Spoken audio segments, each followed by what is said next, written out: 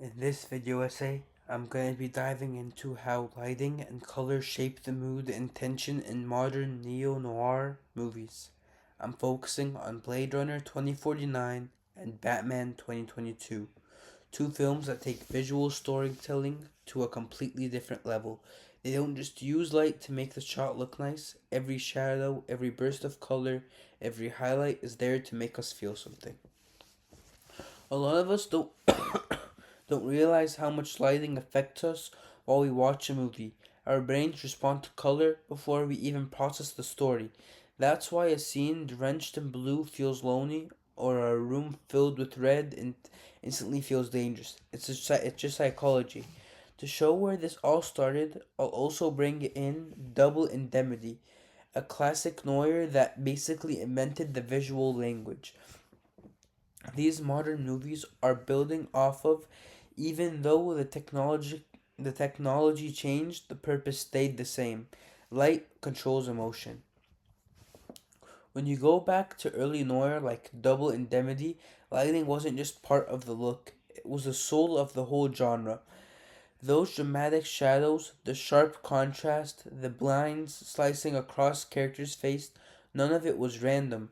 The world of Noir is full of morally messy people, and the lighting shows that.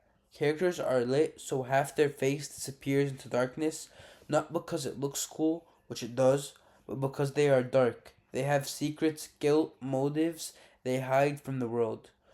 Noir was one of the first genres to use lighting symbolically. It's the visual version of inner conflict. You don't need a narrator telling you the character is torn. You can literally see it on their face. Modern neo noir takes those ideas and upgrades them. Now filmmakers use digital cameras, fog, haze, LED panels, and advanced color grading to push mood even further. Instead of just black and white, we got neon blue, pinks, reds, deep orange, and the whole emotional color palettes. Blade Runner 2049 is basically a masterclass in emotional color design. Roger Deakins builds entire worlds through the palette alone. Think of it like the movie is speaking to you through color, before the characters even get to open their mouths. The city scenes are filled with cold blues, purples, and teals. These colors feel artificial, like a world that has replaced real emotions with digital light. Every frame feels lonely, disconnected, and hollow. That fits Kay perfectly. He's searching for identity in a world that treats him like a tool. Then you have Joy. Her scenes introduce pinks and soft blues, almost like cotton candy glow. But it's not just pretty, it represents the artificial warmth she gives. Kay, she's literally made of light, so her color palette becomes part of how we understand their relationship, comforting but not real. And then Vegas. That orange wasteland hits you like a punch. The shift from neon blues to dusty orange is like entering a different emotional planet. It feels dangerous, empty, and nostalgic all at once. Deckard fits perfectly in that environment. It's like the world has aged with him.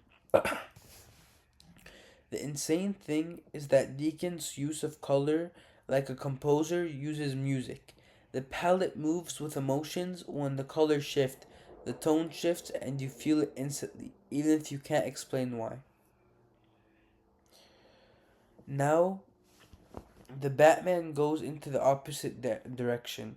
Instead of flooding the world with color, Greg Fraser strips almost all of it away. The movie is built on darkness, thick, heavy, overwhelming darkness. And that's not an accident. It's not just a dark movie, it's a movie about darkness. From the very beginning, Batman says, I am vengeance. That line sets the entire visual tone. He's not trying to be hopeful, he's not trying to be a symbol of inspiration like Superman. He's the complete opposite. Superman stands for light, truth, hope. The sun literally gives him strength. That's why you see a Superman movie, everything's bright, blue. Batman's strength comes from the shadow, fear, the unknown.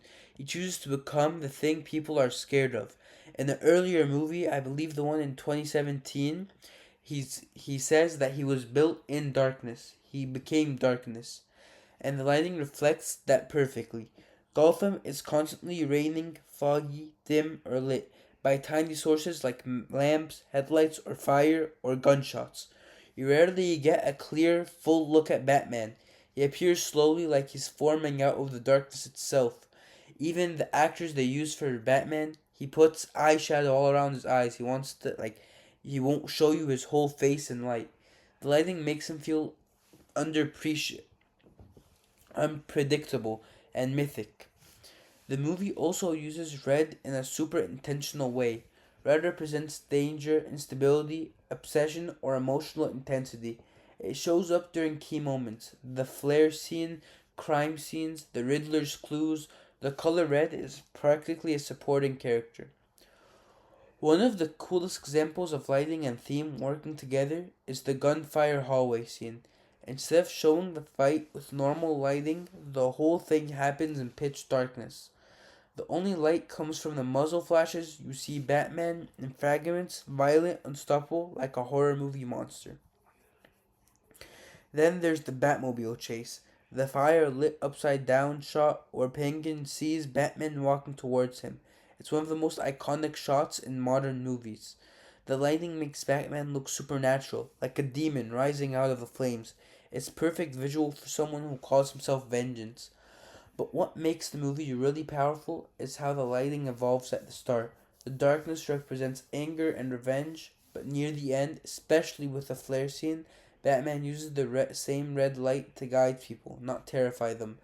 The lighting tells the story of his emotional shift without him ever needing to say it. What's really cool is how both of these modern films, despite looking totally different, are still carrying DNA of classic noir. In Double Indemnity, shadows hide motives, darkness reveals guilt, lighting tells the truth before characters do. In neo noir, those ideas get expanded instead of just black and white shadows. We get entire color system. Blue can represent isolation, red can represent danger, and darkness can represent fear or intentional conflict. Lighting and color are some of the strongest tools filmmakers have. Blade Runner 2049 emotional world out of color. The Batman uses darkness and shadows to express fear, revenge, and transformation. And even though both movies feel modern, they're still built on the same ideas that classic noir introduced decades ago. These films prove that lighting isn't technical, it's storytelling. It shapes how we feel, how we see characters, and how we understand their worlds. Thank you for listening.